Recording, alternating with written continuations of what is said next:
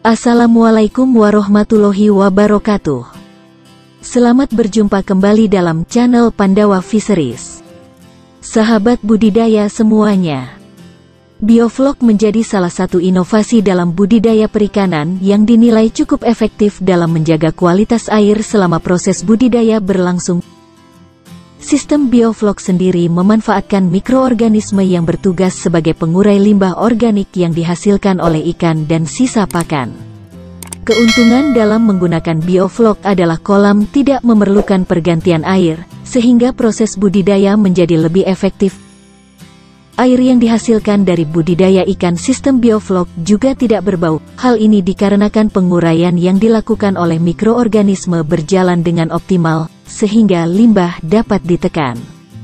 Untuk memulai budidaya dengan sistem bioflok, Anda harus mengetahui ciri dari bioflok yang berhasil terbentuk serta bioflok yang gagal terbentuk. Ciri bioflok yang berhasil dibentuk. Sistem bioflok sendiri memanfaatkan mikroorganisme yang dihasilkan dari penggunaan probiotik pada kolam. Dengan begitu, pada saat pengaplikasian probiotik pada kolam tentu akan merubah tampilan dari air. Indikator keberhasilan bioflok terbentuk pada kolam dapat dilihat dari warna air kolam. Bioflok yang berhasil dibentuk ditandai dengan berubahnya warna air kolam menjadi coklat muda, krem, atau kemerahan dengan gumpalan-gumpalan yang mengikuti arus. Adapun ciri-ciri dari kondisi flok yang akan kita harapkan. 1. Air tidak mengeluarkan bau.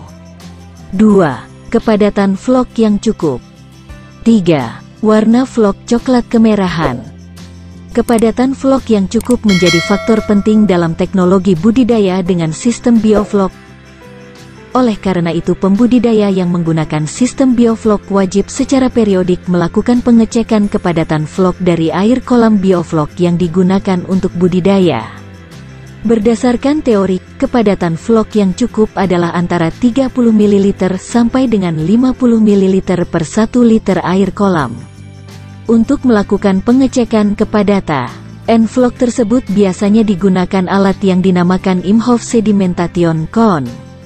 Imhoff Sedimentation Cone adalah alat yang digunakan untuk mempermudah mengukur dan menilai terjadinya pengendapan, sedimentasi, pada bahan atau sampel air yang diteliti. Imhoff Cone yang disebut juga sebagai corong sedimentasi adalah sebuah tabung kaca atau plastik berbentuk kerucut. Desain bentuk kerucut ini didasarkan kaidah kerjanya, di mana secara teoritis, fungsi Imhoff Cone digunakan untuk mempermudah terjadinya pengendapan atau sedimentasi. Dalam aplikasinya, fungsi IMHOFF Sedimentation Cone menjadi melebar. Pertama, untuk mengetahui jumlah endapan atau sedimen terbentuk dalam satu satuan massa, volume. Kedua, untuk mengetahui kecepatan terjadinya mengendapan, sedimentasi, dalam satu satuan waktu. Ketiga, untuk mengklasifikasi faksi-faksi enpadan yang terbentuk. Guna mendukung fungsinya, sebuah corong sedimentasi umumnya dibuat dalam kapasitas 1000 ml, 1 liter. Di samping itu, dilengkapi dengan skala dalam beberapa interval dengan akurasi, division, yang tinggi. Kenapa 1000 ml? Lebih dikarenakan untuk memudahkan perhitungan. Sebagai ilustrasi, jika endapan sedimen yang terbentuk sebanyak 50 ml, maka hasil perhitungan volume sedimen dapat disebutkan pada nilai 50 per 1000 ml.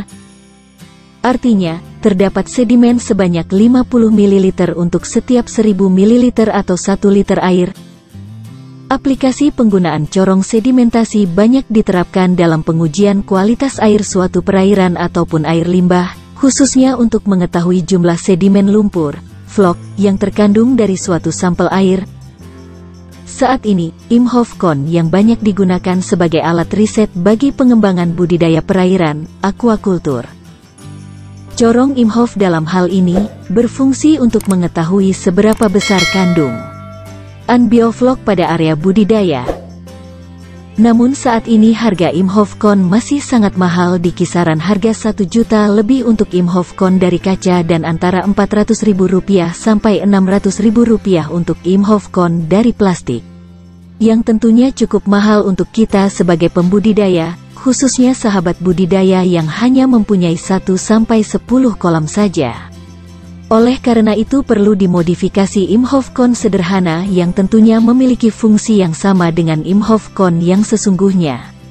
Dengan memanfaatkan botol angsa bekas yang banyak diperoleh di sekitar kita, kita dapat membuat modifikasi imhovcon sederhana. Karena akan membuat modifikasi imhovcon yang cukup banyak, kami membeli 30 botol angsa dengan volume 1000 ml seharga Rp3.000 per botolnya. Dengan ketebalan plastik botol yang cukup keras, diharapkan botol tersebut dapat berfungsi dengan baik. Pertama-tama kita pasang tutup botol dengan rapat, agar air yang akan dimasukkan tidak mengalami kebocoran. Setelah itu pas bagian bawah botol kita potong untuk digunakan sebagai lubang pemasukan air. Setelah itu kita harus membuat garis batas bawah dan batas maksimal flock. Volume air untuk batas bawah kita tetapkan 30 ml air dan volume air batas atas adalah 50 ml. Menentukan batas atas flock. Untuk menentukan batas atas 50 ml, kita isi gelas ukur dengan air sampai batas garis 50 ml. Kebetulan saat ini kami mempunyai gelas ukur ukuran besar, jadi kami gunakan. Akan lebih baik digunakan gelas ukur yang lebih kecil sehingga penentuan volume air akan lebih akurat. Setelah gelas ukur terisi air sebanyak 50 ml, selanjutnya air tersebut kita tuang ke dalam imhovcon yang kita buat.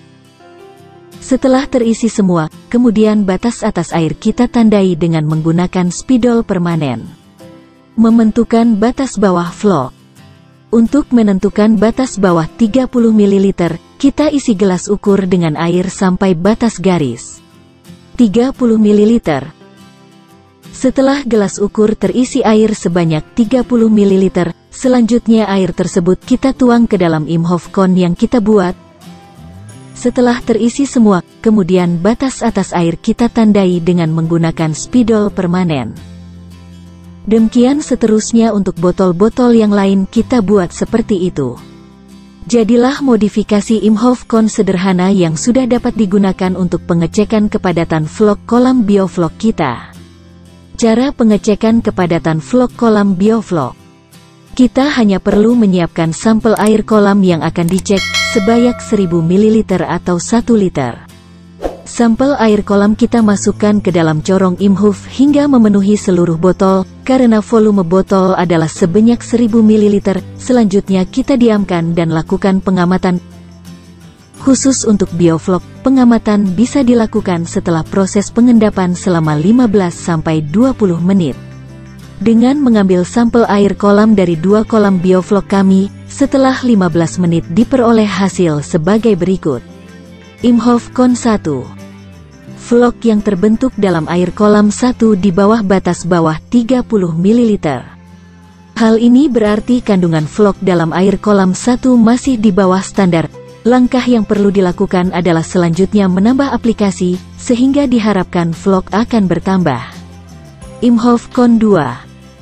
Flock yang terbentuk dalam air kolam 1 berada dalam selang batas bawah 30 ml dan batas atas 50 ml. Hal ini menunjukkan bahwa kepadatan flock yang ada dalam kolam 2 sudah cukup. Hal ini didukung oleh warna air kolam yang coklat kemerahan. Apabila flock yang terbentuk dalam air kolam bioflock berada dalam selang batas atas 50 ml, maka hal ini menunjukkan flock dalam air kolam tersebut terlalu padat. Hal ini tentunya akan menghambat pertumbuhan ikan yang kita budidayakan.